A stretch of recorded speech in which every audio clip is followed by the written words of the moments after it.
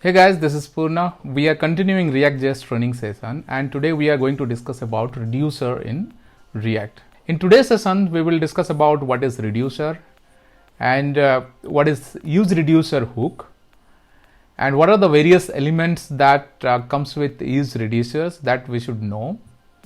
Then we will explore a simple example using useReducer. And later we will use both useContext and useReducer hook to manage the global session in a better way.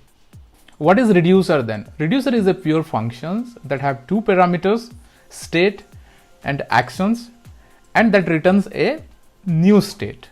useReducer is one of the React API features that helps us to manage complex state in React component. So we already have useState to manage the states or session in our component. Then what added advantage comes with reducer, so that we will use useReducer hook. So basically useReducer is an alternative to useState hook, which gives more controls over the state management and can make testing easier. So basically if you want to implement the testing kind of stuff for a state management, then useReducer is the better choice. And using useReducer, we can manage all related state in one place regarding all action type. So what does that mean basically? So when you need to manage the complex state, then useReducer is the better choice. While using useReducer, we can notice three important elements. Those are like action, state and dispatch. While using the useState hook, there is a setter method through that we can update the state values, right? But while using useReducer, right, so we have to dispatch a action. Based on the actions, that reducer will update the state. In my previous slide, I told you, right, there are three important elements with useReducer, right? So state, then action, the other one is dispatch. So state, basically this holds data.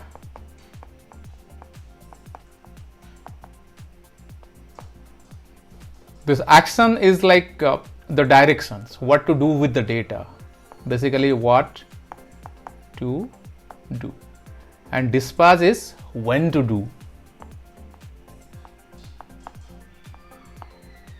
Let's say this is a component. Let's give a name to this like counter, and in this counter we have two buttons. One is increase, the other one is decrease.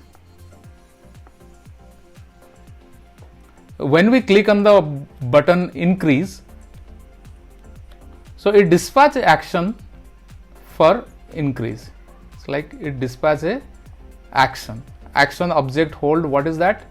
So basically in our reducer, as I said, reducer is a functions that takes two parameters. One is state, the other one is action. So this action is nothing like what to do. So it means we have two actions here. The one is increase, the other one is decrease. So these actions are like increase, decrease.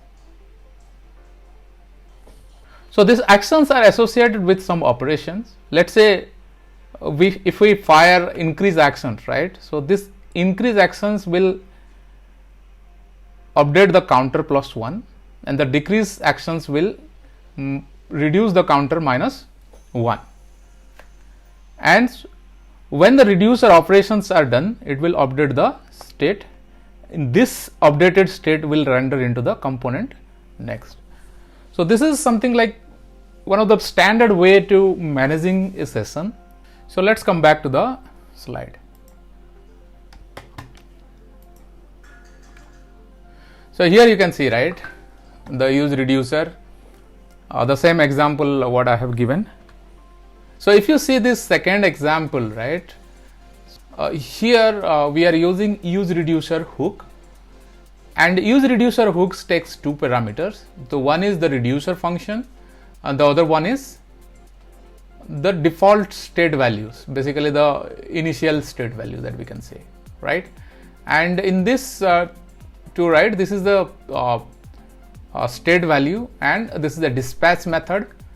In this dispatch call, we will send a action to the reducer function. Based on the actions, the reducer functions will perform the operations. So here is one simple code example. This is one example of reducer function. As I said, reducer takes two parameters, that's state and action. Here you can see, right, the action dot type based on the actions like increase. So we are increasing the counter, state dot counter plus 1. And if it is decrease action, then we are decreasing the state counter minus 1. So as I have explained in my whiteboard, that with the image, here you can see that in the code. And in the second image that we can see, we are using that useReducer hook, and we are passing this reducer functions as the parameter, and the initial state is the counter is 0. Okay, and the first values that we are getting here, that the state, and the next one is dispatch. We can use this state to fetch the values, and using this dispatch we can invoke a action. So if you see this increase actions, we are passing type as increase, and decrease action we are passing type as decrease. Okay, here is the reducer function. Based on the action types, we are performing some actions like when it is increased, that we are increasing the counter. If it is decreased, then we are decreasing the counter. And the initial state, the counter value is 0, that we are passing that initial state here, and we are also passing that previous reducer function. And we have defined two actions here, increase action and decrease action. Here we are using the counter. It has two buttons, decrease and increase. So while clicking on decrease button, we are dispatching a action, decrease action. While clicking on the increase button, we are dispatching the increase action. So like that way, it is calling to the respective actions from the reducer. It increase or decrease the value of the state. If you run that particular component, you will see the default action is 0, and while clicking on the increase or decrease, this counter value is changing. So this is a very simple way to use reducer functions, and instead of using useState also, we can manage the session using reducer, and it is also suitable for very complex state management operations. One of the advantages of using reducer over the state is like, let's see this image, right? So here we are doing some operation related to post, and we have a flag for loading and the other flag is for error, right? So we need three state.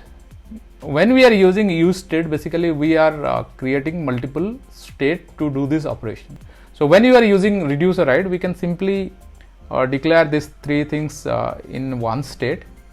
As it is related things, right, it makes sense to have in one object, and based on the actions, whether it is a error action or loading related action, or it is a post update or delete action, so we are going to manipulate this state in the reducer function. So this is also one of the better way to understand like in which cases that we can choose to use a reducer as well. Thank you for watching this video. Don't forget to like, comment and share. Please subscribe my channel.